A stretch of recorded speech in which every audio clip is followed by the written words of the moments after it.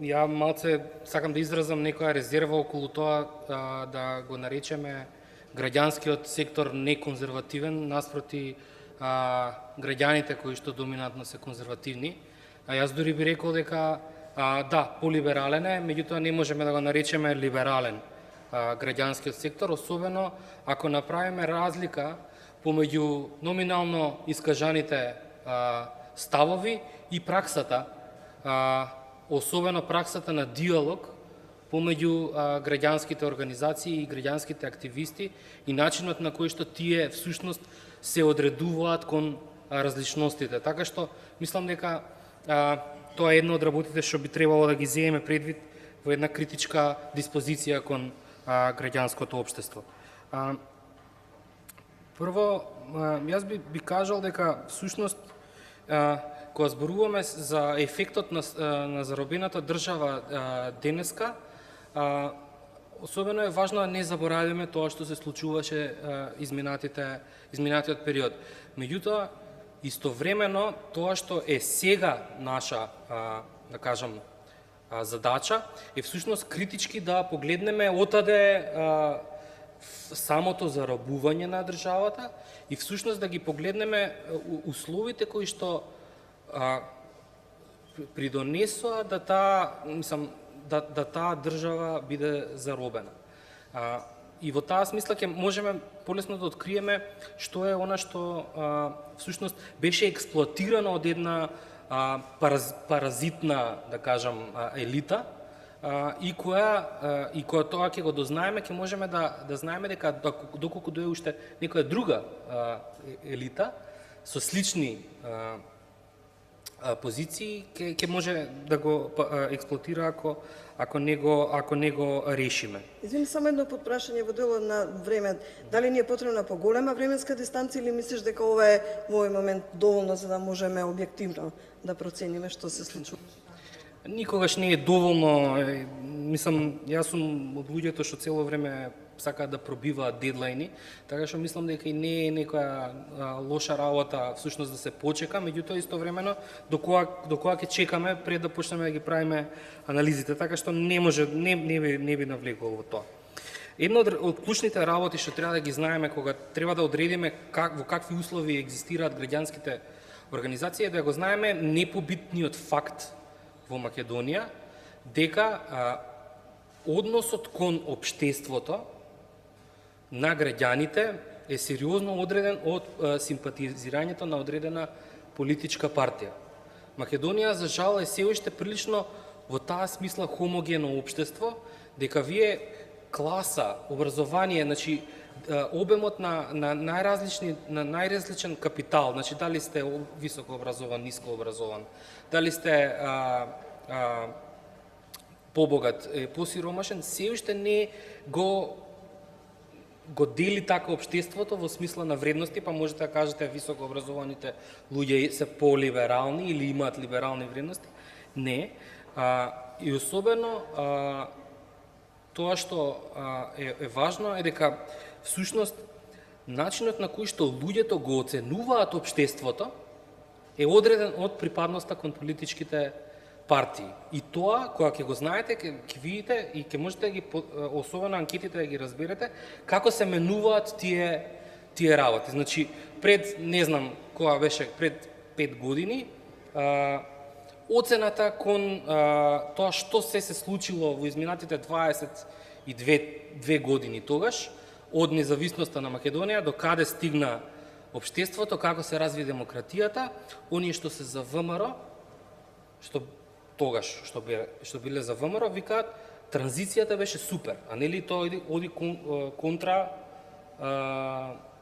наративот на ВМРО, меѓутоа фактот дека ВМРО е на власт во тој момент супер крај на историјата, така завршува со доаѓањето на ВМРО на власт. Сега денеска, односно во изминатиот период, кога ги прашате исто прашање, тие што се за ВМРО велат, не, ова многу лошо заврши демократијата. Така што тоа секогаш ќе ни го треба да ни биде некоја водилка во тоа како ќе се постават граѓаните кон невладините организации. Значи првиот ризик Вториот ризик е дистанцата на граѓаните, дистанцата помеѓу НВО-та и граѓаните. Овдека не велам и не сакам да влезам во замката на тоа дека не знам, НВО-та немаат своји конституенти, немаат поддршка која е тој нивни легитимитет.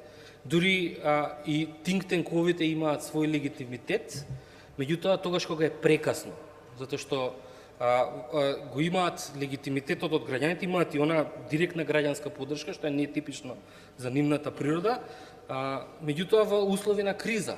И тоа се покажа, значи во времето на шарена револуција, и те како луѓе што се од think tank заедницата, кога искочат на улица, им доаѓаат луѓе и им кажуваат: ова требаше да го направите, вака на телевизија требаше да кажете, значи препознаваат некакво представување на тие граѓани од страна на луѓе кои што немаат работа со клиенти на терен. И второто е неразбирањето што сме односно практично неразбирањето што работиме, особено невладини организации кои што повторно имаат таа дистанца од човекот. Или пак од луѓе кои што не работат, например, не знам, самохрани мајки или ЛГБТ заедницата, знае што работи коалиција, меѓутоа не знае што работи Институт за демократија. Кога тоа ќе го искомбинирате со недовербата помеѓу луѓето, што е всушност основа за довербата помеѓу луѓето, е основа за граѓанско учество, основа за заедничка колективна акција помеѓу луѓето, го имате ризикот кој што беше експлоатиран од ВМРО-ДПМН.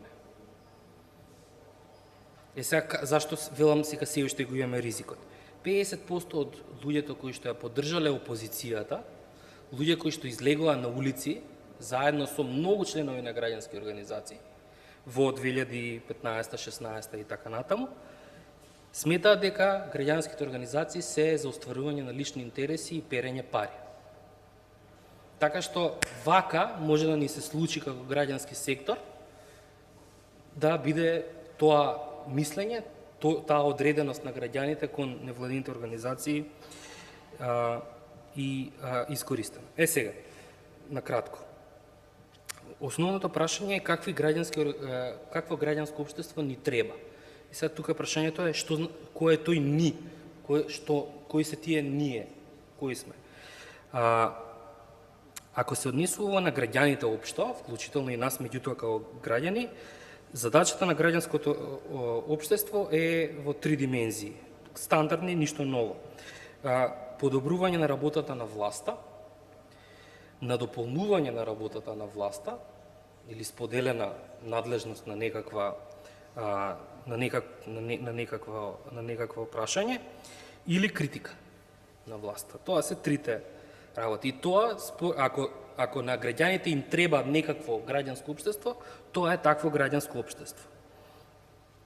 И сега, за да тоа го оствариме, што е тоа што сега треба да го направиме? Мислам дека треба да дефинираме што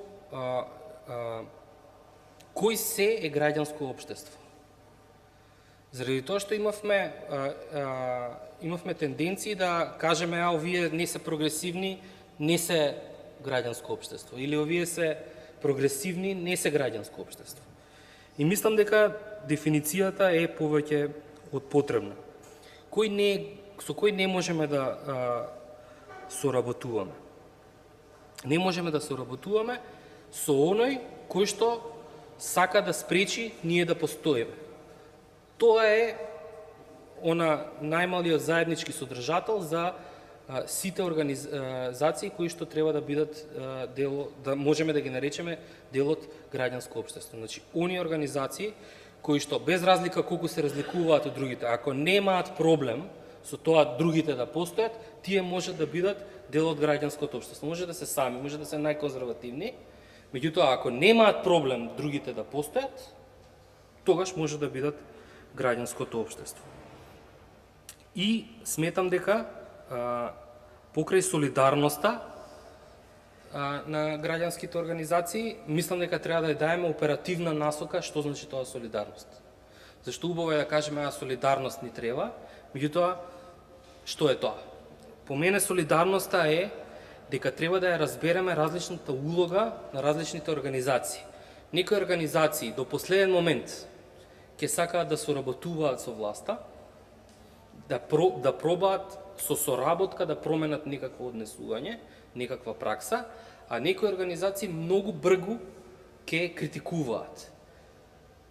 Солидарноста значи да ја препознаеме легитимната улога на овие два пола, екстреми да кажам, на легитимното граѓанско општество. И тоа да биде не само добар лош цајкан стратегија во односот кон власта, меѓутоа и начин на како би се рекло тоа, контролирање, менаџирање и споделување на ризици.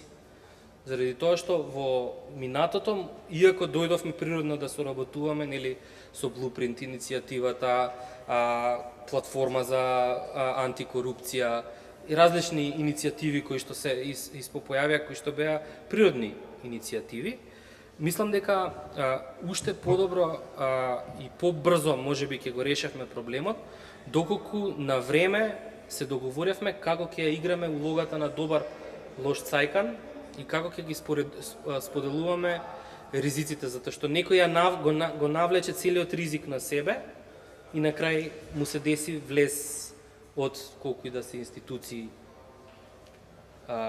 кои што нели ја злоупотребија таа надлежност.